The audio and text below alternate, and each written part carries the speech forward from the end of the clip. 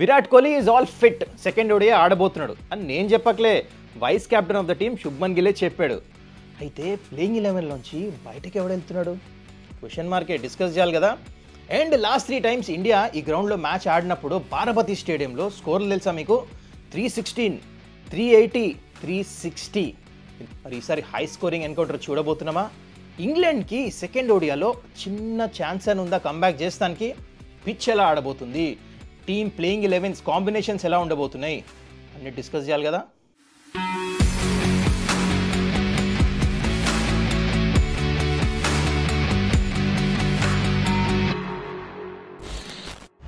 నమస్కారం, welcome to Suman's dugout. ముందు చాలా ఇంట్రెస్టింగ్ మ్యాచెస్ రాబోతున్నాయి. ఛాంపియన్స్ ట్రోఫీ, మీ అందరి ఫేవరెట్ ఐపీఎల్. అయితే నా నుంచి ప్రివ్యూస్, రివ్యూస్, క్రికెట్ అప్డేట్స్ ఇవన్నీ వస్తున్నాయి. దాంతో పాటు I'm going to upload YouTube shorts, అంటే 1 minute వీడియోస్, బ్యాటింగ్ టెక్నిక్స్, ఇవన్నీ definitely you going to love that. అయితే ఇవన్నీ చూడాలంటే మీరు ఒక విషయం చేసేయాలి కదా, కిందకి వెళ్ళి చిన్న బటన్ ఉంది, అది సబ్స్క్రైబ్ అని. చలో వెళ్ళి నొక్కేసేయండి. ఈ ఇంపార్టెంట్ మ్యాటర్ గురించి డిస్కస్ చేయాల్సిందే. మీ అందరికీ తెలుసు, లాస్ట్ మ్యాచ్ అయిన తర్వాత శ్రేయస్ అయ్యర్ పోస్ట్ మ్యాచ్ ఇంటర్వ్యూలో ఏం చెప్పాడు. ఒకవేళ విరాట్ కోహ్లీ ఆ మ్యాచ్ ఆడుంటే Shreyas Iyer was not supposed to play. ఇంకా దీనికంటే పెద్ద సర్ప్రైజ్ ఉంటుందా? వరల్డ్ కప్లో తను నెంబర్ 4 పొజిషన్ వచ్చి రన్స్ కొట్టాడు. అది రికార్డ్. ఫస్ట్ ఆఫ్ ఆల్ ఇంతవరకు ఏ ఇండియా బ్యాటర్ చేయలే ఆ పొజిషన్లో. కరెంట్ డొమెస్టిక్ క్రికెట్ అంటే విజయ్ హజారే ట్రోఫీలో 4 మ్యాచ్ల్లో 300 పైన రన్స్, డాడీ 100s కొట్టాడు. ఇంకా దీనికంటే ఒక ప్లేయర్ ఏం చేస్తాడు? దీనికంటే పెద్ద సర్ప్రైజ్ ఉంటుందా? Just for left right combination team batting order మొత్తం డిస్టర్బ్ చేశారు. పైన జైస్వాల్ ఆడతాం అట్ ద ఓపెనింగ్ స్లాట్, ఎందుకంటే రోహిత్ శర్మ ఇంకా శుభ్మన్ గిల్ యాజ్ ఓపెనర్స్ వాళ్ళు వన్డే క్రికెట్లో చాలా మంచి చేస్తున్నారు.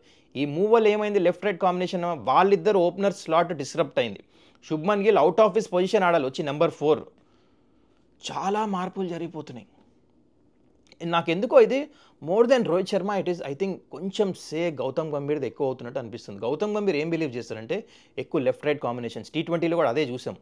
అపోజిషన్స్ని బట్టి, పిచ్ కండిషన్స్ని బట్టి, స్ట్రాటజీస్ బట్టి చాలా త్వరగా చేంజ్ చేసేస్తూ ఉంటాడంటే. అంటే మ్యాచ్లు గెలుస్తాం మంచిదే, కానీ ప్లేయర్స్కి ఏమవుతుందంటే ఆ స్టెబిలిటీ ఉండదు. రోహిత్ శర్మ ఏం బిలీవ్ చేస్తాడు? I played with Rohit Sharma IPL 4 years 5 years కలిసి ఆడాం మేము. నోయింగ్ హిమ్, రోహిత్ శర్మ ఏం కోరుకుంటాడంటే కంటిన్యూటీ.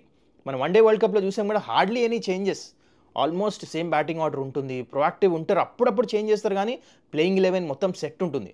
కానీ గంభీర్ ఏం చేస్తారంటే జస్ట్ ప్లానింగ్ తనది, అపోజిట్ బౌలర్స్ ఎవరు వేస్తున్నారు దాన్ని బట్టి క్విక్గా చేంజెస్ చేసేస్తూ ఉంటాడు. కానీ ప్లేయింగ్ 11లో మరి ఇన్ని చేంజెస్ చేస్తా ఐఎమ్ నాట్ లైకింగ్ ఇట్. అది కూడా ఒక క్యాలిబర్ లైక్ శ్రేయస్ అయ్యర్, తన గేమ్ చాలా ఇంప్రూవ్ చేశాడు. చూసారా, ఫార్చునేట్లీ ఆపర్చునిటీ దొరికింది విరాట్ కోహ్లీకి. అన్ఫార్చునేట్లీ ఆ నీ ఇంజురీ అవ్వటము, తనకు ఆపర్చునిటీ దొరికింది కాబట్టి, లేకపోతే ఈ wouldn't B part of the playing 11. Maybe మొత్తం ఛాంపియన్స్ ట్రోఫీ కూడా ఆడేవాడు కాదేమో. లక్కీలీ ఆపర్చునిటీ దొరికింది. ఏం ఆడాడు బ్యాటింగ్ శ్రేయస్ అయ్యర్. అయితే తనకి షార్ట్ బాల్ వీక్నెస్ ఉందని అందరూ మాట్లాడుతున్నారు ఇంతకుముందు, కానీ అది ఓవర్కమ్ చేశాడు. 145, 150 పేస్ వేస్తుంటే అందరు ప్లేయర్స్ కంటే he was looking comfortable. Front of square 6లు, పాయింట్ పై నుంచి 6లు, he was looking very comfortable. I hope India management ఇక్కడ నుంచి ఇంకా శ్రేయస్ అయ్యర్ ప్లేస్ గురించి ఇంకా ఆలోచించద్దు. ఎందుకంటే ఇంకో విషయం చెప్తా, is a future leader. KKR match IPL గెలిపించాడు లాస్ట్ సీజన్. ఢిల్లీకి తన క్యాప్టెన్సీ చేస్తున్నాడు ఐపీఎల్లో. ఎంత కన్సిస్టెంట్గా ప్లే ఆఫ్స్కి వచ్చారు, ఫైనల్స్కి వచ్చారు వాళ్ళు. Is a very highly rated డొమెస్టిక్లో లీడర్. సో ఒకవేళ గిల్ ఇంకా ఫ్యూచర్ లీడర్స్లో నేను చెప్తుంది, గిల్ ఇంకా శ్రేయస్ అయ్యర్ని కంపేర్ చేస్తే I definitely rate Shreyas Iyer more experience and very nice captain, proactive, intelligent captain. Gill is not proven yet. ఇప్పుడు ఎట్ ప్రెజెంట్ వైస్ క్యాప్టెన్ ఏమో, కానీ ముందు చూడండి, I personally feel Shreyas Iyer will come up there. He might be the future leader.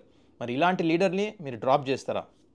Very very strange ఇది. ఇంకో విషయం మీకు చెప్పాల్సింది, ఇక్కడ ఎవరు chairman of selectors? Mumbai Agharkar, captain from Mumbai Rohit Sharma. అయినా ఇలాంటి చేంజెస్ అయినాయి అంటే this is very very surprising. I hope ఇక్కడ నుంచి శ్రేయస్ అయ్యర్ అన్ని మ్యాచ్లు ఆడాలి, ఇంక్లూడింగ్ ఛాంపియన్స్ ట్రోఫీ మొత్తం. ఫస్ట్ మనం ఇండియా ప్రాబబుల్ ప్లేయింగ్ 11 గురించి మాట్లాడదాం. ఫస్ట్ ఆఫ్ ఆల్ మీకు చెప్పాలి, గంభీర్ కోచ్ ఉన్నప్పుడు ఇండియా ప్లేయింగ్ 11 ప్రెడిక్ట్ చేస్తాం చాలా కష్టం. ఎన్నో మార్పులు జరిగిపోతూ ఉంటాయి. లాస్ట్ మ్యాచ్ కూడా చూడండి, ఎవరు ఎక్స్పెక్ట్ చేస్తారు? అయితే హర్షిత్ రాణా ఆడాడు అహెడ్ ఆఫ్ హర్షదీప్. ఇది కూడా చాలామంది ఎక్స్పెక్ట్ చేయలేదు. దాని బిహైండ్ రీజన్ ఏంటంటే ఇండియా ట్రై చేస్తున్నారు హర్షిత్ రాణాని, ఎందుకంటే ఇంతవరకు తను వన్డే ఫార్మాట్ ఆడలేదు. సో మోస్ట్ ప్రాబబ్లీ న్యూస్ ఏంటంటే Bumrah might not be a part of champions trophy కూడా ఇంతవరకు న్యూస్ లేదు. అంటే తను ఫిట్ అవుతున్నాడని ఎక్స్రేస్ గురించి ఎవ్వరేం మాట్లాడట్లే. సైలెంట్ ఉందంటే అక్కడికే దారి వెళ్తుందంటూ నాకు అనిపిస్తుంది క్లియర్లీ. సో బూమ్రా ఫిట్ లేకపోతే హర్షిత్ అన్న డైరెక్ట్ తీసుకెళ్ళి మన ఛాంపియన్స్ ట్రోఫీలో డెబ్యూ చేయలేం కదా, ఇంకో ఫాస్ట్ బౌలర్ ఆడాలంటే. అందుకనే తను ఇప్పటి నుంచే ట్రై చేస్తున్నారు, అందుకనే హర్షదీప్కి రెస్ట్ ఇస్తున్నారు. అండ్ మొహమ్మద్ షమి ఎటు కంపల్సరీ ఆడాలి, తనకు కూడా మ్యాచ్ ప్రాక్టీస్ లేదు. సో వీళ్ళిద్దరిని ఆడిపిస్తున్నారు అనమాట. సో అది సంగతి. బట్ ఎనీవేస్ గంభీర్ కోచ్ ఉన్నప్పుడు ప్లేయింగ్ 11 ప్రెడిక్ట్ చేస్తాం చాలా చాలా కష్టం. అయితే ఎనీవేస్ ఈ మ్యాచ్కి విరాట్ కోహ్లీ ప్లేయింగ్ 11లో వచ్చేస్తున్నాడు వెనక్కి. అయితే ఎవరు బయటికి వెళ్తారు, మీకేమనిపిస్తుంది? కింద వెళ్ళి కామెంట్ చేయండి, మీ ప్రకారం ఎవరు బయటికి వెళ్ళాలి. ఇంకా చాలామంది డిబేట్ చేయొచ్చు. అయితే నాకైతే క్లారిటీ ఉంది ఈ విషయంలో. అదేంటంటే Jaiswal should go out and Rohit Sharma, Shubman Gill open చేయాలి. అండ్ నెంబర్ 4 శ్రేయస్ అయ్యర్ ఆడతాడు. Number 3 king. అండ్ మిగతా అంతా సేమ్. అండ్ బౌలర్స్లో కూడా ఐ థింక్ సేమ్ ఇదే ఉండొచ్చు కాంబినేషన్, ఎక్కువ చేంజెస్ చేయరు. ఐ డోంట్ సీ వరుణ్ చక్రవర్తి ఈ మ్యాచ్ ఆడతాం. హర్షదీప్ కూడా ఇంకొక మ్యాచ్ వెయిట్ చేయాల్సి వస్తుంది. మేబీ మ్యాచ్ గెలిచేసిన తర్వాత హర్షదీప్కి ఆపర్చునిటీ లాస్ట్ మ్యాచ్ ఇస్తారేమో. And that is what I'm thinking. అది ఉండొచ్చు ప్లేయింగ్ 11. అయినా ప్రెడిక్ట్ చేస్తే ఇండియా ప్లేయింగ్ 11 చాలా కష్టం. According to me this is the playing 11. And ఇంకోవైపు ఇంగ్లాండ్ అసలు వీళ్ళది అర్థమే కావట్లే నాకు, ఏం కాంబినేషన్స్ ఆడుతున్నారో. ఆన్ పేపర్ చూస్తే చూడండి ప్లేయింగ్ 11 పై నుంచి కింద దాకా బ్యాటింగ్ చూడండి, టెర్రిఫిక్ ప్లేయర్స్ వైట్ బాల్లో, కానీ స్పిన్ ఆడతాం రావట్లే. ఎనీవేస్ అసలు ప్రాబ్లం వీళ్ళకి ఎక్కడ వస్తుందంటే అసలు మొత్తం 15 మెంబర్స్ స్క్వాడ్లో ఇంకో స్పిన్నరే లేడు. నాకైతే అసలు అర్థం కావట్లే. ఇంకో ఇండియా ఆడుతున్నాం, మీరు చెప్పండి, ఇండియాలో మ్యాచ్ ఆడుతున్నప్పుడు ఇద్దరు జెన్యున్ స్పిన్నర్స్ని బెటరా 15 మెంబర్స్ స్క్వాడ్లో? ఒక్కటే ఉన్నాడు లెగ్ స్పిన్నర్ ఆదిల్ రషీద్. మిగతా లివింగ్స్టన్, జేకబ్ బర్తేలు వీళ్ళందరూ బౌలింగ్ వేస్తారా? జో రూట్ వీళ్ళందరూ వికెట్లు ఎట్లా తీస్తారు? It's difficult. Already India batters చాలా మంచిగా ఆడతారు. సో ఇదే ఉండొచ్చు ప్లేయింగ్ 11 వీళ్ళది. ఏం మార్పులు అయితే కనపడలేదు, ఎందుకంటే జనరల్లీ చూస్తే ఇంకో స్పిన్నర్ని యాడ్ చేయాలి, కానీ స్క్వాడ్లో స్పిన్నరే లేడు. So I don't see playing 11లో మార్పులు. ఇంక చేస్తే మన మార్కుడు ఏమైనా వస్తాడో చూడాలి, కానీ according to me it will be the same playing 11 for England. And venue విషయానికి వచ్చేస్తే మ్యాచ్ ఒడిశాలో ఆడుతున్నారు, Barabati stadium. High scoring ground ఇది. అయితే మరీ ఎక్కువ పాస్ట్లోకి వెళ్ళకుండా లాస్ట్ 3 మ్యాచ్లు ఇండియా ఆడినప్పుడు దాని గురించి మాట్లాడితే, ఇండియా లాస్ట్ టైం ఆడినప్పుడు Virat Kohli player of the match. ఆ మ్యాచ్ 316 కొట్టారు అప్రాక్స్, అదే స్కోరు. అండ్ దానికంటే ముందు 380+ రన్స్ కొట్టారు. మీకు గుర్తుంటే యువరాజ్ సింగ్ 150, ధోని కూడా 125 ఆర్ సంథింగ్ రన్స్ కొట్టాడు. ఇండియా కన్విన్సింగ్గా మ్యాచ్ గెలిచారు. అండ్ దాని తర్వాత ఇంకో మ్యాచ్ కూడా 360 కొట్టారు. So it's high scoring definitely. And pitch curator కూడా ఏం చెప్పాడంటే ఈ మ్యాచ్ కంటే ముందు 2 సాయిల్ మిక్స్డ్ పిచ్ అంటే ఇది, red soil plus black soil. Red soil కూడా ముంబై టైప్ రెడ్ సాయిల్, అంటే పిచ్లో కాస్త డీసెంట్ బౌన్స్ ఉంటుంది. So high scoring encounter expect చేయండి. ప్లస్ ఈ గ్రౌండ్లో బాగా డ్యూ కూడా వస్తుంది అన్నమాట సెకండ్ ఇన్నింగ్. సో అందుకనే ఆల్రెడీ గ్రౌండ్స్ పైన స్ప్రేస్ అన్ని కెమికల్స్ రెడీ చేస్తున్నారంట డ్యూ రాకుండా ఉండటానికి. బట్ ఎంత ప్రొటెక్ట్ చేసినా గ్రౌండ్లో డ్యూ అయితే వస్తుంది. సో టాస్ గెలిస్తే నో బ్రెయినర్, సెకండ్ బ్యాటింగే చేయాలి. అది విషయం వెన్యూది. అయితే రోహిత్ శర్మ ఫామ్ గురించి మాట్లాడాలి. చాలామంది ఏమంటున్నారంటే రోహిత్ శర్మ టైం తీసుకోవాలి, అంత ఫాస్ట్ ఆడే అవసరం లేదు ఫామ్లో రావటానికి అని. నన్ను అడిగితే I don't think so that's possible. దానికి రీజన్ మీకు చెప్తా. యాజ్ ఏ ఓపెనర్ నాకు తెలుసు రోహిత్ శర్మ 2 ఇయర్స్ నుంచి, లాస్ట్ 2 ఇయర్స్ నుంచి white ball, even one day world cup నుంచి ఎట్లా బ్యాటింగ్ చేశాడు, ఫాస్ట్ ఆడుతున్నాడు. అంటే అగ్రెసివ్ ఇంటెంట్, 40లు 50లు 60లు టీంకి హెల్ప్ అవుతుంది. అయితే మజిల్ మెమరీ అనేది ఇది చాలా ఇంపార్టెంట్. ఇది నోటీస్ చేయండి మీరు. మజిల్ మెమరీ అంటే బ్రెయిన్లో మీరు ఏం అలవాటు చేస్తారో లాస్ట్ 2.5 ఇయర్స్ నుంచి సడన్గా ఇక్కడికి వచ్చి మీరు మెల్లిగాలంటే కుదరదు. It's not possible. తను ఏ స్టేజ్ ఆఫ్ క్రికెట్ కెరియర్లో ఉన్నాడంటే ఇప్పుడు గ్రాఫ్ట్ చేసి మెల్లిగాడి రన్స్ కొట్టే స్టేజ్లో లేడు. తనకు మజిల్ మెమరీ డెవలప్ అయిపోయింది. ఈవెన్ దో మీరు స్లో ఆడాలని వెళ్ళినా బాడీ కొట్టేస్తుంది shot. That's not possible. So అందుకనే రోహిత్ శర్మ ప్రాబ్లం వచ్చేసి తన షార్ట్స్ ఆడతాం ఇంటెంట్ కాదు, ప్రాబ్లం వచ్చేసి షార్ట్ సెలెక్షన్. మీరు లాస్ట్ మ్యాచ్ చూసారు ఎట్లా అవుతాడు రోహిత్ శర్మ, ఫ్లిక్ ఆడాడు. దానికి కారణం ఏంటి, ఇప్పుడు టీమ్స్ ఆర్ మోర్ ప్రొయాక్టివ్. అంటే రోహిత్ శర్మ ఫాస్ట్ ఆడుతున్నాడని తెలుసు, ముందే వెనకాల ఫీల్డర్ పెడతాము, పుల్ షాట్కి ఎక్కువ బాల్ వేయకుండా గుడ్ లెంత్ వేస్తాము. లాస్ట్ మ్యాచ్ మీరు గమనిస్తే సకీబ్ మహమూద్ రోహిత్ శర్మ ఎట్లా అవుట్ చేశారంటే నకిల్ బాల్. మీరు చాలామంది నోటీస్ చేశారో లేదు, నకిల్ బాల్ వేసాడు.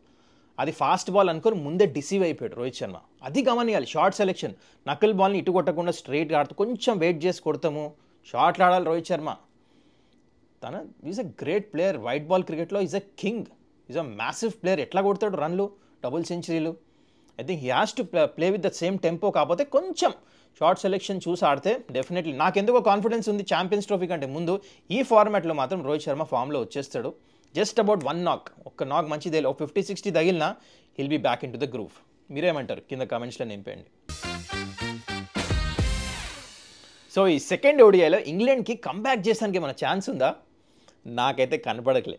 ద రీజన్స్ చూడండి, వాళ్ళ దగ్గర స్పిన్నర్స్ లేరు, మన దగ్గర చాలా మంచి ఇంటెలిజెంట్ స్పిన్నర్స్ ఉన్నారు, మన బ్యాటర్స్ మంచి ఫామ్లో ఉన్నారు. ఇంకోటి మీరు గమనియాల్సింది టీంలో అట్మాస్ఫియర్ ఎట్లుంది. అయితే ఇండియన్ టీంలో every one is on their toes. ఎట్లా చేంజెస్ అవుతున్నాయి టీంలో. ఛాంపియన్స్ ట్రోఫీ రాబోతుంది, దానికి ప్రిపరేషను అందరు. ఇప్పుడు జడేజా ఇంకా అక్షర్ పటేల్ మధ్యలో కాంపిటీషన్ కానీ, ఇప్పుడు శ్రేయస్ అయ్యర్ వచ్చి రన్స్ కొడతాం కానీ, Virat Kohli wants to do well, and even Gill కూడా at the top, vice captain తన దగ్గర నుంచి రన్స్ రావాలి. So everyone wants to do well మన ఇండియా కండిషన్స్. అండ్ ఎట్లా అంటే they want to win champions trophy, చాలా ఇంపార్టెంట్ కాబట్టి ఆ పట్టుదల, ఆ టీంలో ఇంటెలిజెన్స్ కనిపిస్తుంది. కానీ ఇంకోవైపు ఇంగ్లాండ్లో they are not at all sure what they are doing. స్పిన్కి అసలు వాళ్ళకి ఏంటంటే ఆన్సర్సే లేవు. మన 3 స్పిన్నర్స్ అయితే ఆడుతున్నారు మిడిల్ ఓవర్స్లో, అక్కడే డ్యామేజ్ జరుగుతుంది. ప్లస్ హర్షిత్ రాణాకు కూడా వికెట్స్ ఇచ్చేస్తున్నారు. అంటే తను మంచిగా ఎక్కలేను కదా, చాలా మంచిగా వేస్తున్నాడు, క్లోజ్ టు 150 వేస్తున్నాడు పేస్ గమనిస్తే. So India has got a better bowling attack, better spinners. And వాళ్ళ బ్యాటర్ మిడిల్ ఆర్డర్స్ ఏమో పేర్లకి మాత్రం మొత్తం దిగ్గజాలు ఉన్నారు. నెంబర్ 7, నెంబర్ 8 దాకా బ్యాటింగ్ ఉంది, కానీ సరిగా హ్యాండిల్ చేయలేకపోతున్నారు. సో ఇవన్నీ అకౌంట్లో తీసుకుంటే డెఫినెట్లీ ఇండియానే ఈ మ్యాచ్ గెలుస్తుంది నాకు అనిపిస్తుంది. మరి మీకేమనిపిస్తుంది చెప్పండి, కింద కమెంట్స్ నింపేయండి. Who is going to win this game? మీరు కూడా అదే అనుకుంటున్నారు. ఇండియాని చాలా తక్కువ మంది ఉంటారు ఇంగ్లాండ్ అని చెప్పడానికి, దాంట్లో కూడా లాజిక్ ఉండాలి. మరి ఇండియా ఒకవేళ ఇంగ్లాండ్ మీకు గెలుస్తుంది అనిపిస్తుంటే దానికి ఏంటి లాజిక్ కింద కామెంట్స్లో నింపేయండి. మళ్ళీ మనం ఎప్పుడు కలుద్దాం ఈ మ్యాచ్ రివ్యూలో. Till then take care, see yeah.